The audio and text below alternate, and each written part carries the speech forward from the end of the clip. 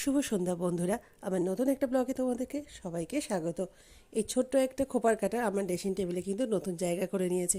নিজের হাতে বানানো আইসক্রিমের যে স্টিকগুলো হয়, কুলফি আইসক্রিমের, সেই স্টিকগুলো রেখে দিয়েছিলাম, সেটা দিয়েই এই খোপার কাটাটা বানানো। তাই তো খোপাই দিয়ে কীরকম লাগছে সেটা তোমাদের কাছে তো একটুখানি দেখাতেই হয়, তাই না?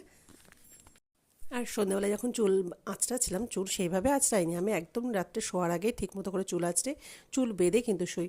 আর সন্ধ্যাবেলায় একটুখানি চুলটা খোপা করছিলাম, তখন মনে হলো যে এই স্টিকটা দিয়ে যদি খোপাটা করে ফেলি তাহলে কেমন লাগে, তোমাদের কাছে একটু দেখানো হয়ে যায়। এগুলো কিন্তু খুব সুন্দরও লাগে দেখতে, বিভিন্ন শাড়ির সাথে, চুড়িদারের সাথে এগুলো পরার সময়তে। আর যাদের একটু বড় বড় চুল তাদের কিন্তু এরকম যে স্টিকগুলো, খোপার কাটাগুলো দিলে বেশ সুন্দর লাগে। কেমন লাগছে অবশ্যই জানিও। আর আমি চেষ্টা করি সবসময়তে যে জিনিসগুলো বাতিল হয়ে গেছে ফেলে দিতে হবে, সেই জিনিসগুলোকে আবার কিভাবে ব্যবহার করা যায় সেই চেষ্টাই করি। এগুলো ইচ্ছে করলে ফেলে দিতে পারতাম, কিন্তু আমি আইসক্রিমে যত কাঠি থাকে বাড়িতে যেগুলো আসে সেগুলো কিন্তু আমি সবসময়তেই রেখে দিই, বিভিন্ন জিনিস বানাই সেগুলো। আর এই যে খোপার কাঁটাটা আমার কাছে তো বেশ সুন্দর লাগছে। এই দেখো, ছোট্ট একটা কড়ি দিয়ে নিয়েছি, কড়ি দিয়ে তারপর এটা বানিয়েছি। আর এই স্টিকটাকে সাধারণত জুটের ওপরই কাজ করেছি, তার উপর দিয়েছি কড়ি আর নিচে দিয়েছি সুতোর যে মালাগুলো হয় তৈরি করা হয় সেগুলোর দিয়ে তৈরি করেছি।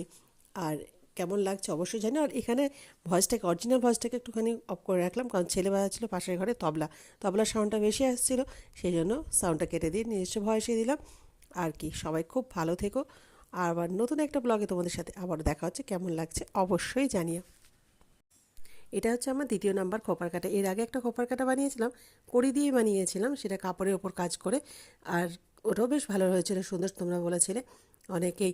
আর এটা হচ্ছে দ্বিতীয় নাম্বার, এটা হচ্ছে জুটের ওপর কাজ করছে। আর জুটের ওপর যে কাজগুলো হয়, যেসব জিনিস বলো, যেটা জুয়েলারি যেগুলো হয় সেগুলো সবটা হালকা পাতলা শাড়ির সাথে বেশ সুন্দর মানানসই হয়, কিন্তু চুড়িদারের সাথেও বেশ ভালো লাগে, কিন্তু শাড়ির সাথে আমার মনে হয় বেস্ট লাগে। আর টাটা, সবাই খুব খুব ভালো থেকো।